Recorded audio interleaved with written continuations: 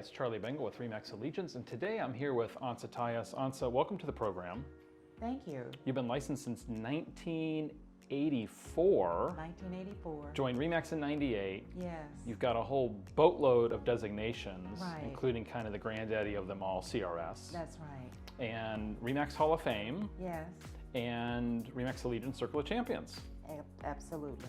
So you've been in this game a long time. Yeah. Why'd you get into it? Well, my parents, I was brought up in Southeast DC. Okay. And my parents lived in a semi-detached, a brick semi-detached, which I thought they owned. And it turned out that they didn't. They had been renting. And as you know, the laws in DC back during that time were not favorable for African Americans to purchase their own properties. So being a first-time home buyer, I had just graduated from college. Okay. And I had to buy the house. And the process was horrible, for them. Now, because he was a vet, we were able to, to do that. Okay. And I said, I know that I can do better than this. And I had 2 children growing up as a single parent, and I knew that I wanted to. I was with the DC public school system, as a special education administrator. And so I said, I know I can do better than this. And so I started, working as a part-time with another company for about 14 years. Okay. And then you all made an offer that I couldn't refuse. Okay. And so I've been with RE/MAX Allegiance now for 23 years. Yeah, congratulations. That's awesome. What made you feel comfortable making the jump from part-time to full-time? When did you know you were ready? Well, what happened is I retired from the DC public school system. Okay, so you got all your time in, second career. Got my time in, second career.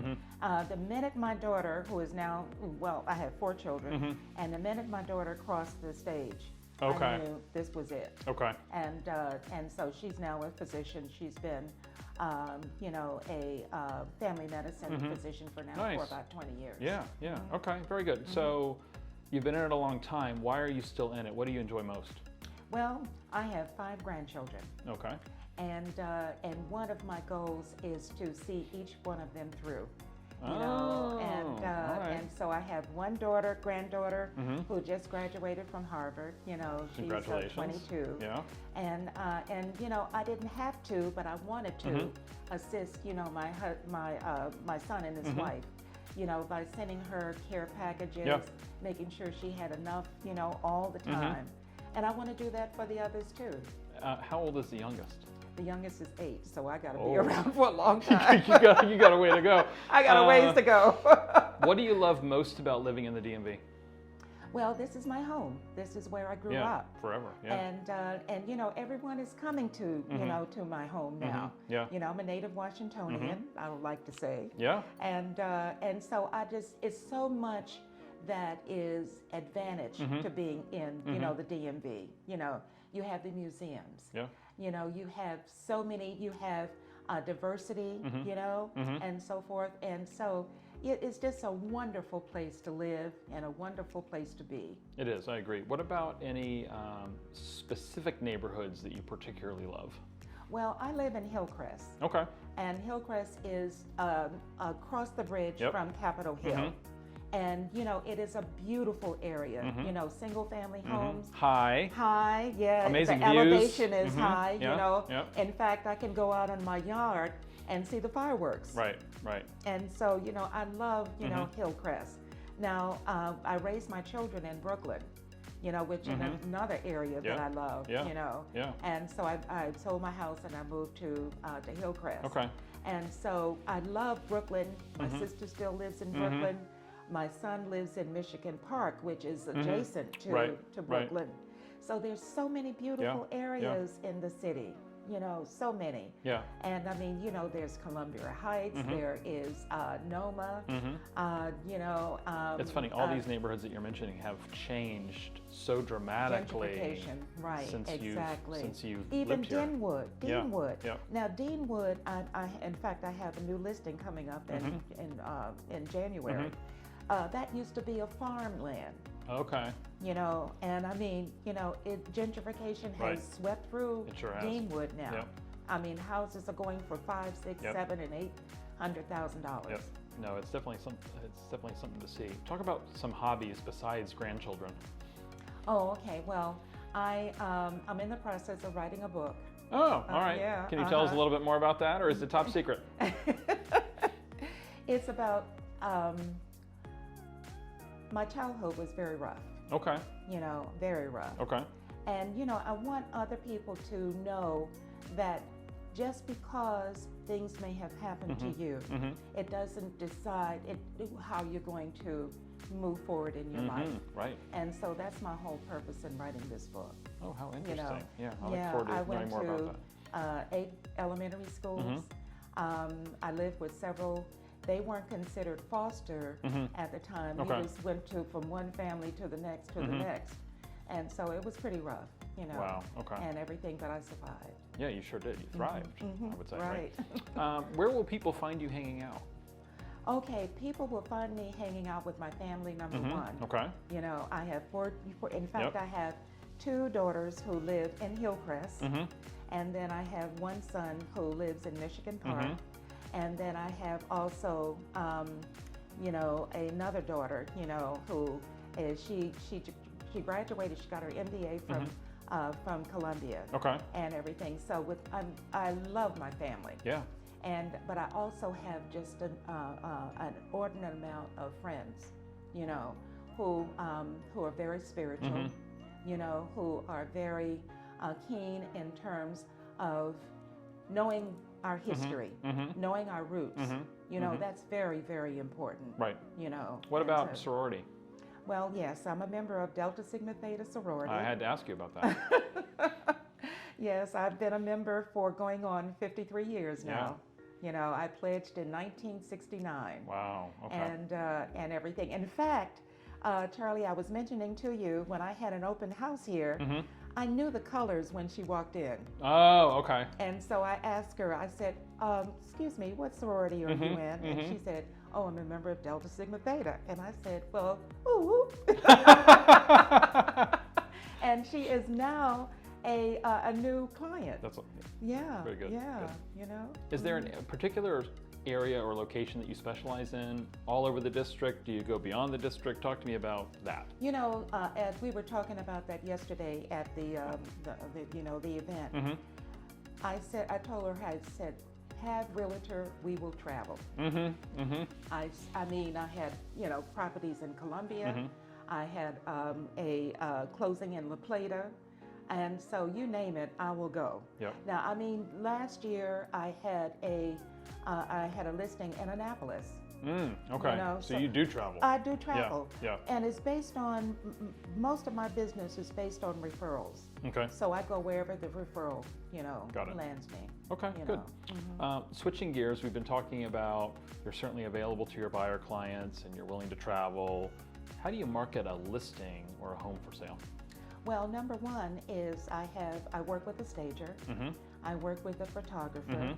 And so those 2 things are very important, you know, and then also you have to give people, you know, put it in the MLS, but you know, you just can't just put a sign outside and expect for it to sell.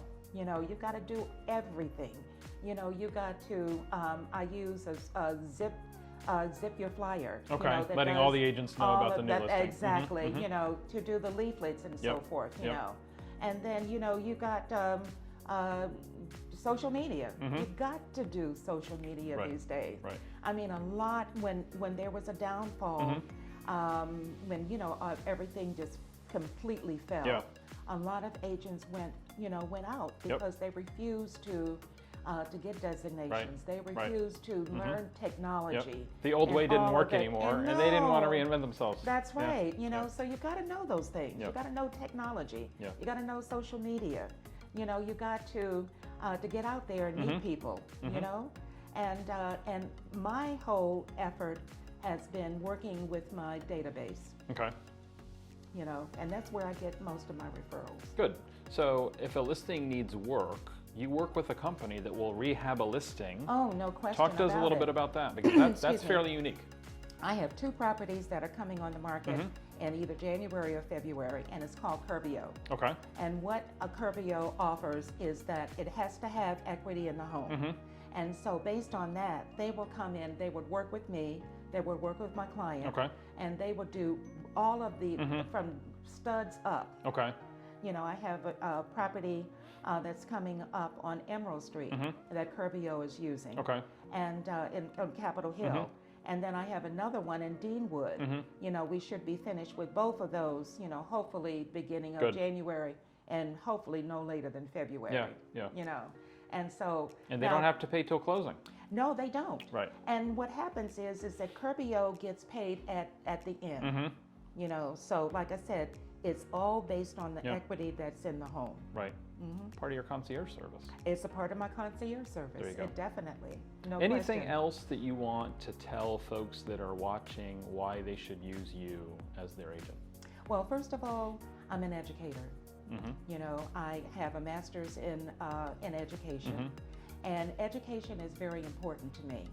You know, and I love to meet and greet people, and because you know, an educated consumer is the best consumer. Yeah. And you got to start there. Yeah. You know, and it's just not about technology. It's not about, you know, just being rote. It's about sitting with people and finding out what their needs are and how I can best serve their needs. I like it. So going back to the very beginning of our interview, you were talking about the African American community. It was really hard to buy a house. Yes, it was. I would argue that it's still hard It for is, African Americans to and buy a that's house. right. Redlining was in effect. So what are you doing with that? Because we know that we can completely change the trajectory of generations of families by getting them to own homes. We know the net worth of renters is here and the net worth of homeowners is here. Right, exactly. I get the impression that this is an important cause for you. Yes, it is. Talk to me just a little bit about that. Okay, well, first of all, like I said, my parents were not given the opportunity to purchase their home, and I had to eventually buy it. Yep. And so what is happening is that because of gentrification, they have moved a lot of African Americans out of the city into PG and so forth and so on. Down to Charles County. And Charles County, right. I've had people who could not even afford PG. Right. You know, so because of that, you know, it's very important. Now, Charlie, what I would say too is that just before I came to this photo shoot, I'm an at-large director for the DC Association of Realtors. Okay. And you know, and we work very closely, you know, with across DC, and it's just DC, you know, to make sure that that people are protected. Yeah. You know, I'm on the Public Policy Committee, and I work with. I'm on a, you know, DCRA is interesting. Yes, it is. And and so I'm on that subcommittee. Okay. You know, so we are about protecting home ownership in DC. For everybody. For everyone. For everybody. That's right. Appreciate you joining us today. Oh. It's great to see you. Yes, my pleasure. Thank you. Take care. Yes, thank you.